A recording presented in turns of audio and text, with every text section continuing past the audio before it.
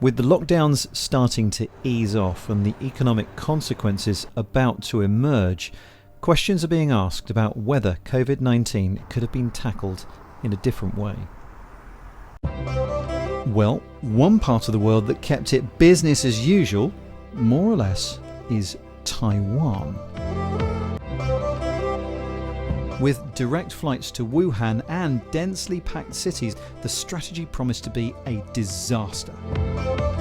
But no. By the 20th of May, Taiwan had had just 7 COVID-19 deaths. So where did it all go so right? Back in 2003, Taiwan faced another epidemic which also originated on the Chinese mainland: SARS. This time around, the government immediately began testing and tracing specific parts of the population, using, for example, travel data to see who'd just returned from Wuhan, together with health data pointing to those with recent health problems. Those who were quarantined were monitored using location data from their mobile phones. The virus was stopped in its tracks before it had a chance to take hold in the community. But how did this democratic island persuade the people to allow such use of their data?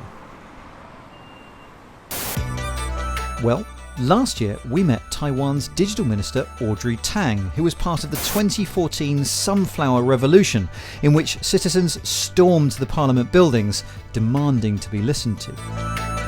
Among the protesters, civic hackers like these, who worked together using open data to solve issues in the public interest. They've since come up with transparent ways of giving ordinary people a bigger say in making decisions.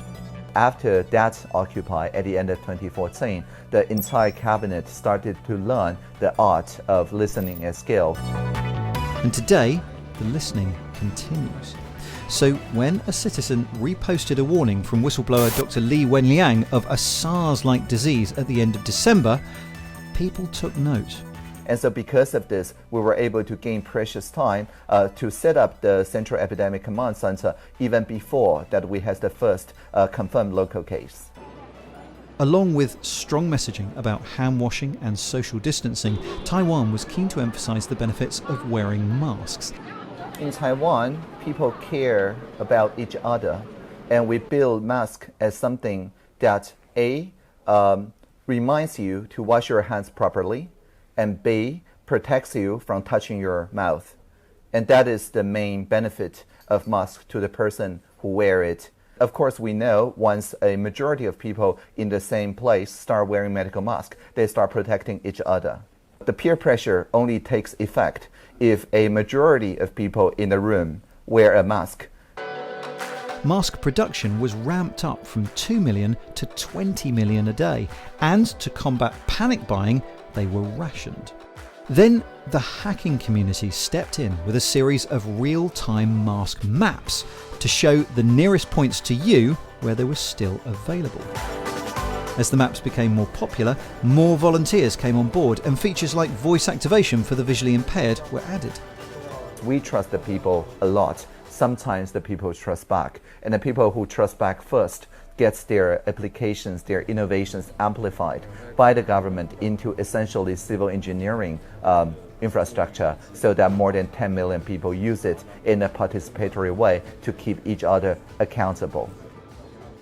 And here's another product of this higher level of trust between people and government. When rumours started to circulate online that toilet rolls were made of the same kind of paper as masks, toilet rolls started to run out. In response, Taiwan's premier was enlisted to quash this misinformation with a meme. He shows his bottom wiggling a little bit and says that we only have 1 pair of Botox each.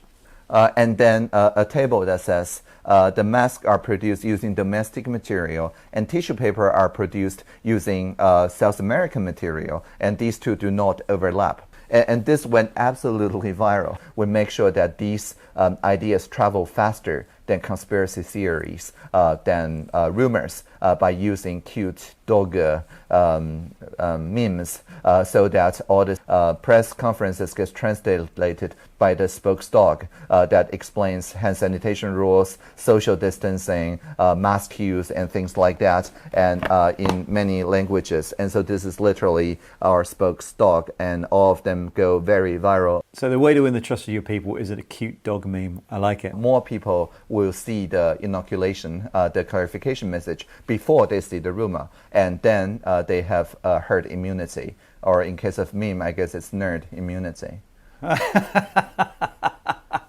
Virtual high five for that one. Can you understand why not all governments think like you, and therefore why populations don't trust their governments? Back when we encountered SARS, we had to barricade an entire hospital unannounced and with no fixed time limit. And that was barely constitutional. There was severe trust crisis. And so we know how it was like, because it was very chaotic.